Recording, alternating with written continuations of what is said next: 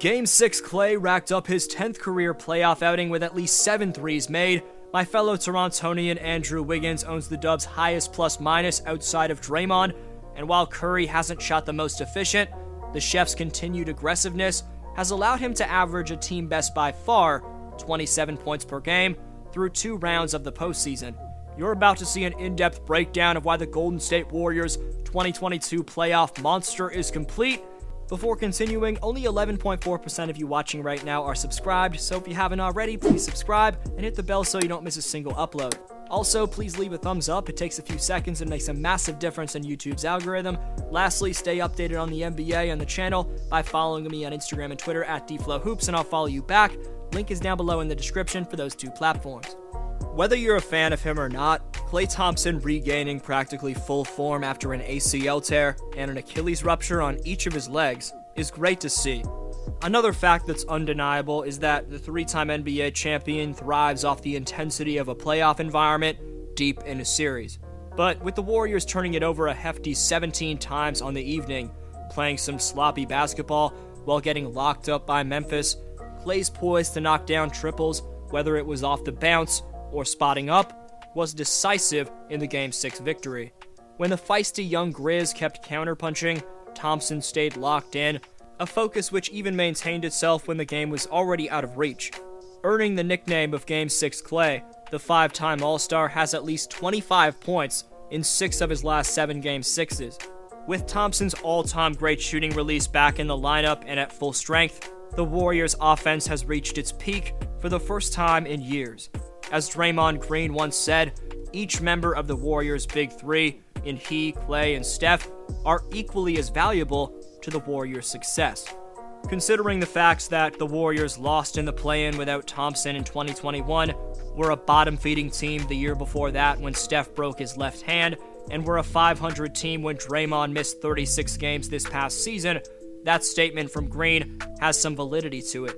5 NBA Finals appearances and 3 rings over the past decade have everything to do with Steph, Dre, and Klay playing fluidly as an elite 3-man unit.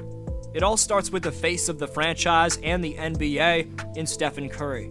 The greatest shooter of all time is also an extremely underrated slasher with his speed off the dribble and finesse around the hoop. But the key to the Warriors unlatching their offensive movement and flow as a whole is how Steph's able to relocate to spots around the perimeter and swiftly act as a decoy. The man's ability to work when he doesn't have the ball is exceptional, but can go overlooked. Curry would be a superstar who influences winning anywhere he goes, of course. Same thing goes for one of the greatest defenders in the history of this game, and the future Hall of Famer rounding out the power forward spot. Draymond's all-time great combination of versatility, lateral movement, and of course all-out hustle, plus unmatchable toughness, acts as the backbone to not just Golden State's defense, but their entire system and culture.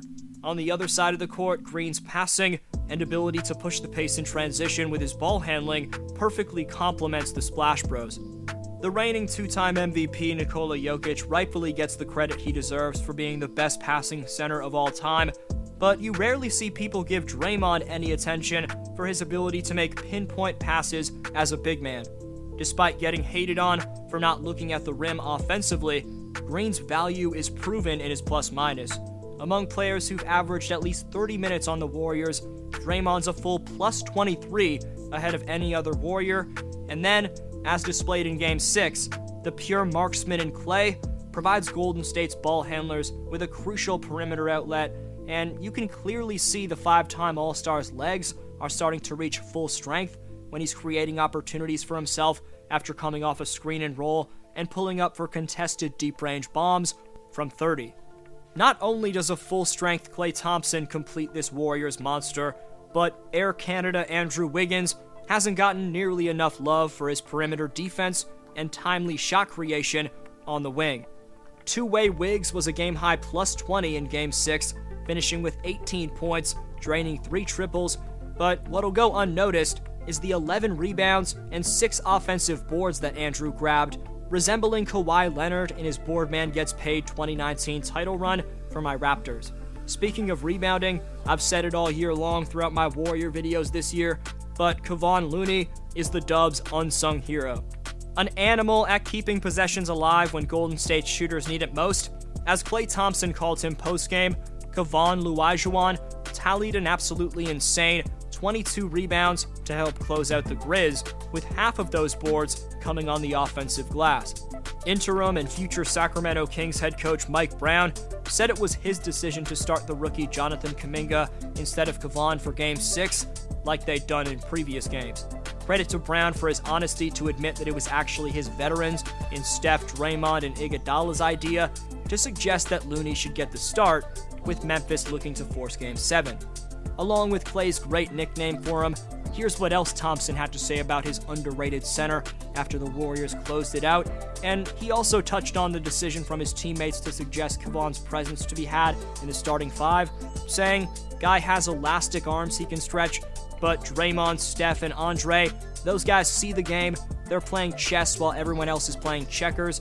Draymond is like an extension of our coaching staff, and so is Steph, so it doesn't surprise me that they made that call and Loon delivered," end quote.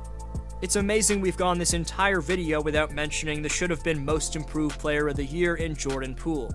Unfortunately, after lighting it up in the first 3 games over Memphis, in the final 3 games of the series, Poole suffered some inconsistencies.